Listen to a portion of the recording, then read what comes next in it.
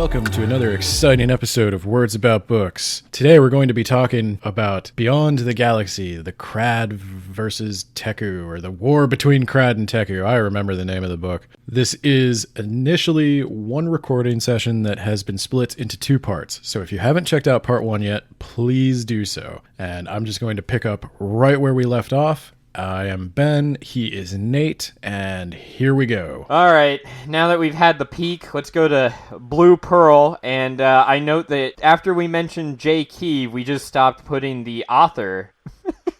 So, okay, here's the deal. I had to hastily rush through this last night. That's fine. I was preparing the script like at midnight last night, so... I was sleeping. So this is by J.P. Douglas. Okay. Do you want to take this? I did the first half. You can do the second half. A ship's captain awakens to a series of inescapable nightmares. It becomes increasingly apparent that these scenarios are all attempts from some enemy to disorient and trick the captain into revealing a closely guarded secret. What do you think, Ben? So this is kind of like the Matrix. Yeah. I don't know that this is the first time we get an indication that the Krad and Teku can hook human beings up to like full virtual reality simulations, but this one certainly does the most with it. And I really did like the dreamlike simulation quality of like just zapping her through simulation after simulation, and you slowly realize with the captain what's going on. I think maybe they did one or two too many simulations. Yeah. I think it went on just a little too long, but overall, I liked the concept. I liked the execution. The end, though, where we find out that the captain is actually like a merged consciousness human Teku, and that the Teku is storing their consciousness inside the human for some reason I wasn't super clear on. To split their memories or something. That was a bomb. That was a bomb to drop on me and then just end.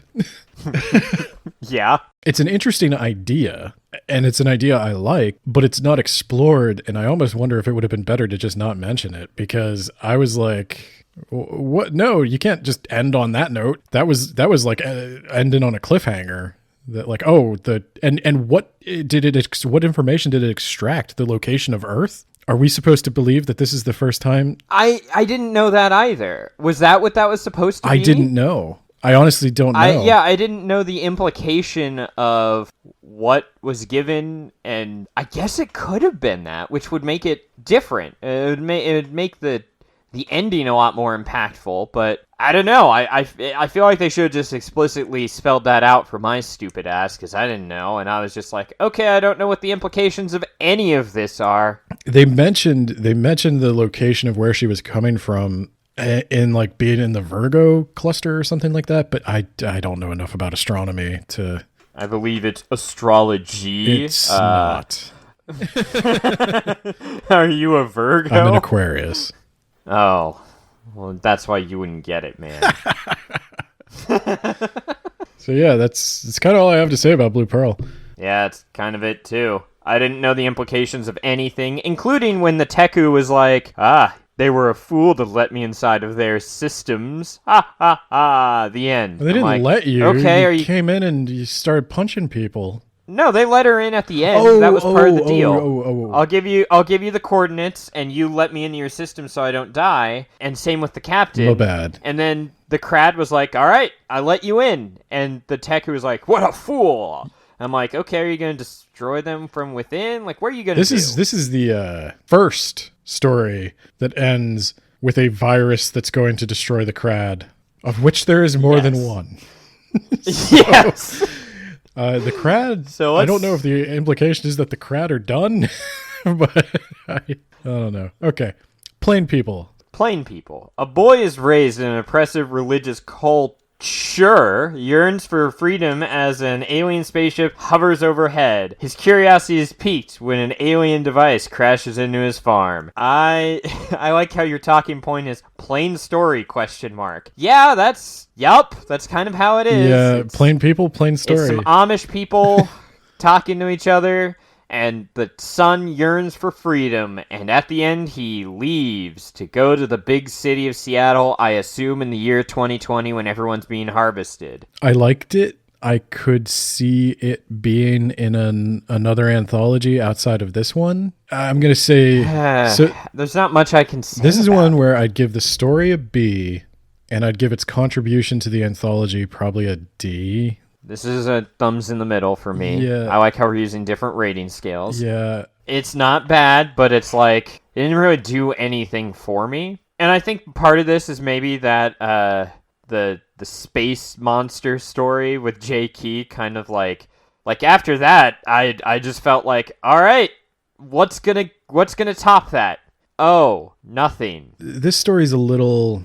I'd say it's good generic sci-fi. Like if I read this in like Asimov's or one of the other short story magazines, I wouldn't be surprised to see it there, and I would think, yeah, it was pretty good.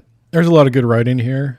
It's just, yeah, compared to the general vibe of the rest of the stories, it seems a little out of place. There's also a radio conversation that gets cut into partway through, and they're like, are we in the middle of some kind of war?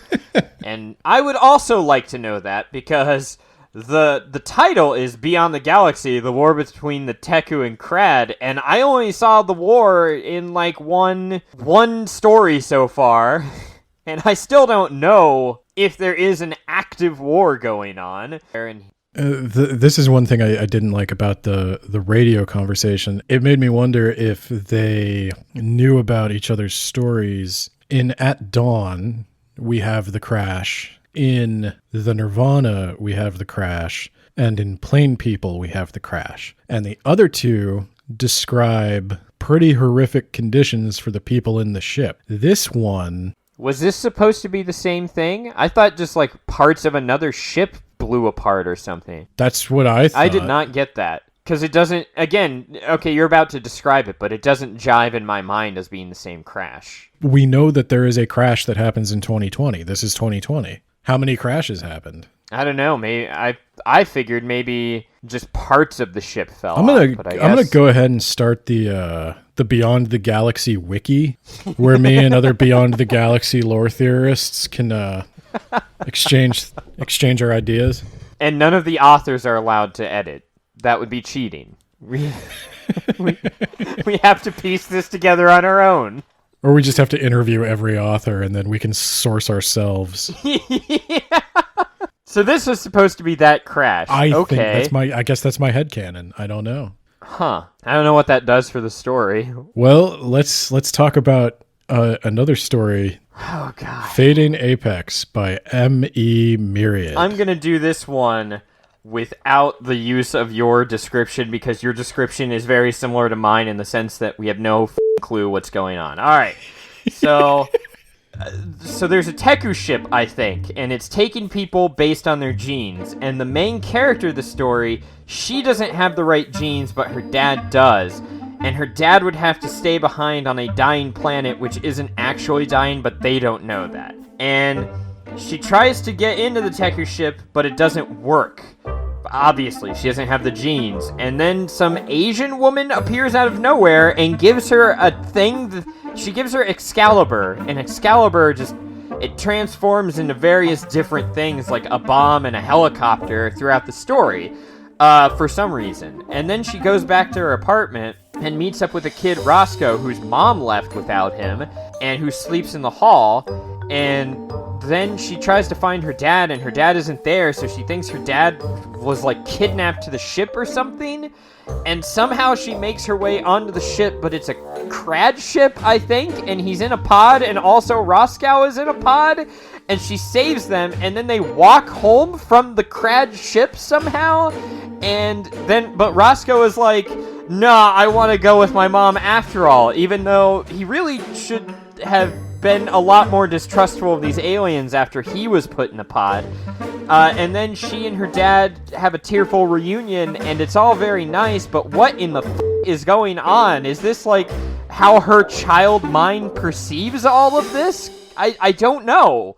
Ben, what is your thought? I had a really hard time following this one. Right? I'm glad that you said that, because I was like, okay, am I stupid, or, like, what's going on? Well, it can't just be me. We are of questionable intelligence, but I like to think I can puzzle things out sometimes, and so some of this is the story itself, and some of it is the writing style. I often find myself reading a paragraph and then getting to the end of the paragraph and being like, "Wait, what?" And I would have to go back, like. And I know sometimes it's intentional. Sometimes, like the Excalibur thing. Let me actually see if I can pull that up.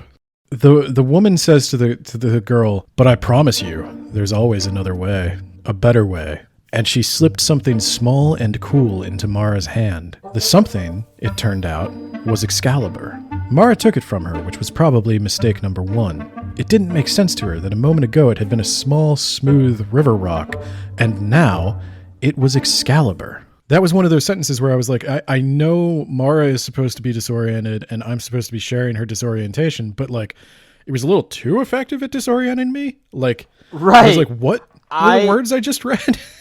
I wasn't sure if this was even real, Yeah. or if this was a simulation, or if this was just how her child mind, which I think she's a child, interpreted all these events, or like, I could not comprehend what was going on even with 100% of my brain. It was almost, I want to say like dreamlike. Yes. Like there was a kind of, that's how I would describe it. Yeah, there was a kind of dream logic to this story, and I had a very hard time following what was happening. There's another there's another part of the story that got me, that stood out. Hang on, let me find it. So, yeah, I sleep deprived. I had to actually just set the book down. I got like partway through this story and went, I'm going to take a nap and read it when I'm a little more well rested, and it still didn't make sense to me. The device that she was given had turned into a helicopter, and she's flying around town, and then it stops being a helicopter, and this is the exact quote. Her legs bicycled for a moment like a Roadrunner cartoon, and then she was falling. She remembered enough gymnastics to land in a tumbling roll, but the grass itself had been frozen into glass-like shards, cutting her arms and knees. She rolled back up to her feet, dazed. The grass was oozing now, congealing, becoming 1,000 tiny, impossible replicas of the thing. The helicopter bomb soared. Only these things shaped themselves into claws, teeth. And this was another point where I was like, what? The grass is the things? What? Why are there more things? What? Where is she? I don't even know where she is. Yeah. I did not, whatever I was supposed to get, I did. It went right over my head. I did not get this. Same here. I'm glad I wasn't the only one. I'm glad when I read your description, I was like, oh, thank God. It's not just me who was like, I don't know. Yeah, I just don't know. I just don't know what this was. And like I said, this is one where I don't even want to say it's like bad. It just did not work for me because I could not follow it enough to even say it was bad. Right. I don't know what I just read. I don't know who the woman was who handed her the thing. I don't know what the thing was. I don't know if it was Krad or Teku. I don't know how she knew her dad left, or why she needed to rescue her dad, or how they got to that ship, or how they got off that ship, or why Roscoe decided to go with his shitty mom who looked back when he should have just joined their family. Oh yeah, it took me. I don't know. It took me like a full. Like I had to go back and reread the paragraph where Roscoe was introduced because they made it sound like there was, like, they made it sound like there was a grown man sleeping in the hallway. Yes, that's what I thought too. That was staring at her in an uncomfortable way, which made me think she was like afraid for her safety from this like homeless dude that was sleeping in the hallway. And then, but turns out to be like her neighbor whose mom. It turns out to be an 8-year-old boy, and I was like, "What is going on?" Yeah. I was just not on the same wavelength as this at all. I can't say that enough. I'm sorry. So yeah. Yeah, you could cut this part if you want, but if there was a volume 2, I would read the first page or so of this author and then decide if I wanted to read any more. Because if it's similar dream and stuff, like I'd just be like, you know what, it's not for me. I want to say I agree with you. Like I said, I don't know if it's not for me but if there were a sequel and there were another story like this, I don't think I'd go for it, because I just don't think I'm going to get anything out of it. Right. I need a little bit more clarity. I just need a little bit. Or I need it to just lean all the way into the dreamlike state and just... because or maybe an explanation for if it starts out grounded. I'm following everything up into the point where she's handed Excalibur, and then everything goes wonky. And I was waiting, like you said, I was waiting for this to turn into a simulation, because there is no other piece of technology like this anywhere in the book. Anything more you want to say about Fate and Apex, or should we move on? Let's move on. Let's do Escape Pod by Jeanette Bedard. All right. An artificial intelligence desperately tries to ready his human daughter for her upcoming escape to Earth, but as the critical moment draws near, she learns the truth of her simulated upbringing. This feels like it should have been towards the beginning of the book, because it fits in more with those stories than it does with these stories. Yeah, well... it's short, it's sweet, it's to the point, and then it gets out of there. Yeah, this is one I like. I give it kind of an A for the story, and I guess I give it an A for the anthology too.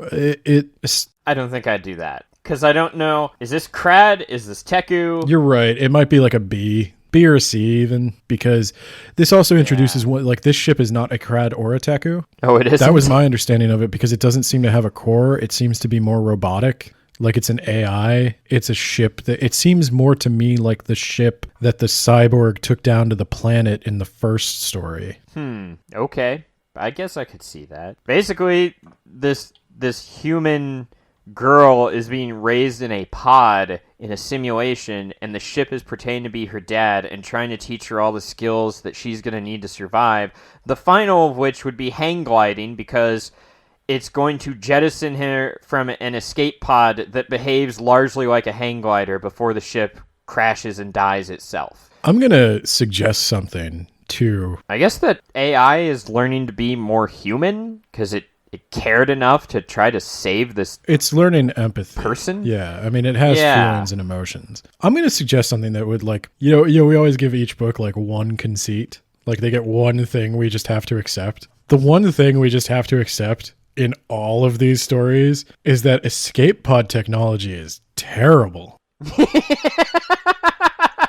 Yes, it will jettison your ass, and it does not care if you live or die. Yeah, like maybe you shouldn't have gotten a fight with those space pirates, idiot. Half the conflicts in this story center around the fact that we can't just put people in pods and send them down to the planet. Invest, guys. There is a market.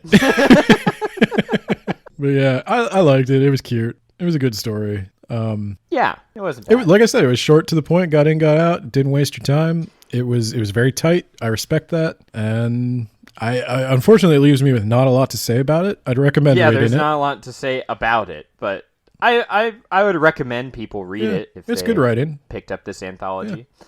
So yeah, let's do Harvest Time by who? C.R. Wills. All right, I'm going to read your description because it's fun. Okay. It's kind of like that episode of Rugrats where Angelica tricks Phil and Lil. She goes to Phil and convinces him to trade his Reptar doll for a box of crayons for Lil that she could use for her favorite coloring book. And then she goes to Lil and convinces her to trade said coloring book for a Reptar space helmet for Phil's Reptar doll. Only in this story, it's a father who plans to kill himself to save his wife and child, only to realize that his wife was planning to kill herself to save her husband and child. What'd you think, Ben? I like the plot. I don't like the main character. And I think there's a few weird themes going on. I think I could agree with that.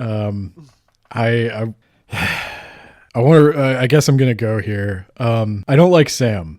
I don't like Sam, who is the main character, who's the husband, and there's I just want to mention this because it was so funny to me. So in this story, it is mentioned that it is the 40th century or the 41st century, and men can get pregnant too. And then Sam says things like this. Sam shook his head. He would never understand women. They cried when they were happy. They cried when they were sad. How was a man supposed to tell the difference? Eve was the toughest female he knew. She rarely cried.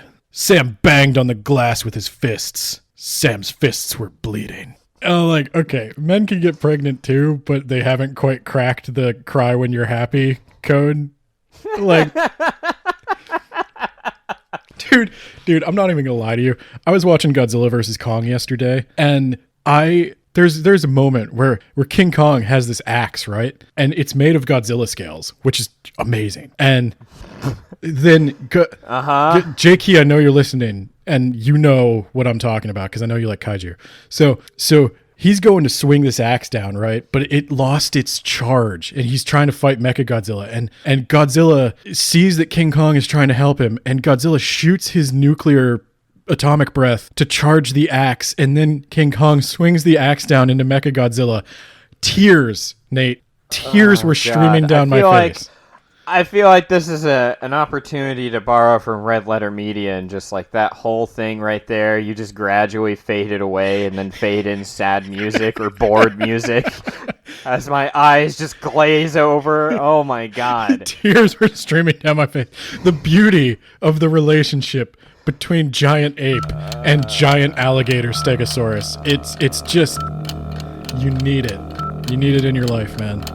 All right. My first thought, so Sam is secretly in the National Guard. They're training with base laser sickles or scythes? My thought was that they were training with like harvesting tools that were like lightsaber-esque. I was picturing like Kama, if you know what they are. Kama. Yes, I pictured Kama as well. I was picturing like why are you training with melee weapons against living spaceships? They'll just destroy you. They'll laser beam you to death. What are you talking about? But then the cyborgs from that very first story that felt like forever ago come back, I guess. Like that's what they're training to fight. Yeah, I knew that. I didn't. No, The cyborgs never come up between the first story and now. Well, it's mentioned, okay, so it's mentioned repeatedly that the ships don't do well in atmosphere. So I knew they were gonna have to send down some sort of like agent too. Where was it mentioned that they don't do well in every one where a ship crashes? Okay, so one of those was where the Krad's computer was killed, and one of those was the one we just read, Escape Pod, which we weren't even sure was Krad or Teku. I don't know, man. The point I knew he was going to fight. I think I did not get that. I knew he was going to fight Cyborg. So the thing I did like is how it ends with sadness as a family is ripped apart. No, that they came up with. So these people are being harvested because they have a particular gene or whatever, and the Krad are sucking in the biomass, and it's this horrible vampiric thing. And the humans have cleverly designed a virus that they can implant in themselves to make them toxic to the Krad and kill them. And I like that. And that's what his wife is doing. She put the virus in herself, and she is going to go onto the ship and spread this virus amongst the Krad, hopefully killing them all. And this is probably the story the book should have ended on. Yep. Because that's a good final note. Yep. That is absolutely right. I agree with that 100%. That should have been the ending. Hey, there is hope at the end of there's light at the end of the tunnel. We've got this virus. It's going to eventually wipe out the Krad. We'll win. Yes.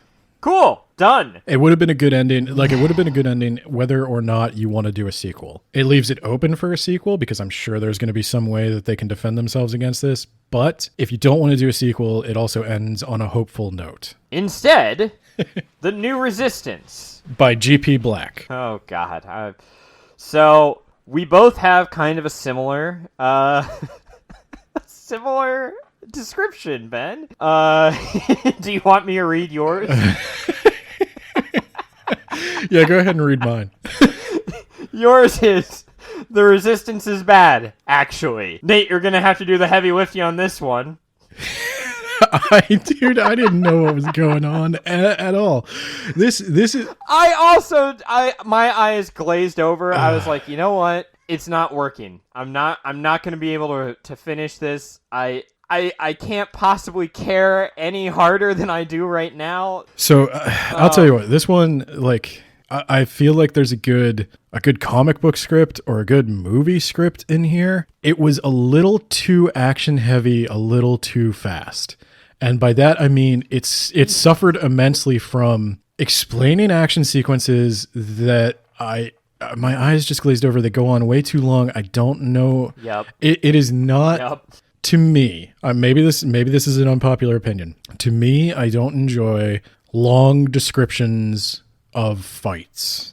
I don't think that's where writing books do not shine in long descriptions of fights. Simple fights work best in books. Complex choreography works best when you can see it. There's a lot of complex choreography in this. There's a lot of people shooting and hiding behind things, and I have no idea what the environment looks like, and I don't know where everything is. And if this were like a D&D session being described to me, I would want them to draw it because I wouldn't know what was going on or where to move my character. I also... Yeah, my first thing would be, how far am I away from them? What are they again? I also don't know who any of these people are. And there's a bunch of names thrown out right at the beginning. There's like 5 names thrown out right at the beginning. There are. I don't know who any of them are. Many. I lose track of them immediately because it moves very quickly from like set piece to set piece, scene to scene. And I never got my balance. I never figured out what was going on. It needed to... It also goes very quickly because... Okay, so the main character finds out her brother's alive on, like, some security feed after they attack a Krad outpost or something, and she tries to go to the top brass and, like, hey, he's still alive, and they're like, don't question our orders, he's not still alive, you know, you can make captain if you just keep your head down, alright? I'm gonna walk out of this room and, oh, now you're being handcuffed! And I was like, wait, hold on, what? You're being handcuffed, what? I had the exact... Let me find this. It's literally one paragraph they're saying, you need to keep your head down and you'll go far. And literally the next sentence is, and then I was being handcuffed from behind. I'm going to read it to you because I did not know what the hell was going on. Captain Yearwood softened his expression, motioning with his chin for her to walk along with him. You have a real future, a chance to rise in the ranks. Don't throw it away. He smiled at her, and then he turned and walked away, his boots tapping softly on the stone floor, echoing in the empty hallway. Someone grabbed her from behind, pulling her hands back and locking cuffs around her wrists. She struggled to break free, but could not. Stop struggling. Is that Adelmo? What are you doing? Let me go. Adelmo forced her outside as she tried to pull away. Breck, help me. I don't know who Breck is. Yeah. She called to the sentry just outside the door. Traitor, Breck spat out. I don't know who Breck is. I guess he's the guy outside. I thought Breck was on her team. I didn't know what was going on. I guess she's just gonna be a fugitive now. What was Captain Yearwood like? Yeah, that was actually the point where I gave up. I was really tired.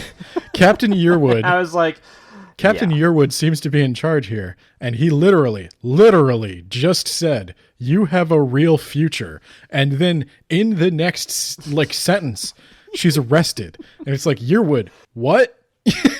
What do you mean by future? Yep. You're arresting me, or you're having me arrested. What is this? What is going on? That's not how carrot and stick work. I was looking for the story in it because there was like action piece. So I was looking for the story. Okay, what is this actually about? What's going to happen? And what it's about is the resistance is freeing people from the Krad and then selling them back to the Krad, which means the resistance kind of sucks. And now we need a resistance to the resistance. And that's the note the book ends on. Like I said, there's a couple of things here. It could be, this is just not my thing. If you're somebody who likes reading action scenes in books, maybe you have a better imagination than I do. Maybe you can visualize this better than I can. This was a little bit too much for my small brain to imagine. I couldn't quite conjure the images, and so I didn't probably enjoy it. I definitely did not receive what the author was trying to communicate to me. Here's confession time, Ben. Like I said, I was tired.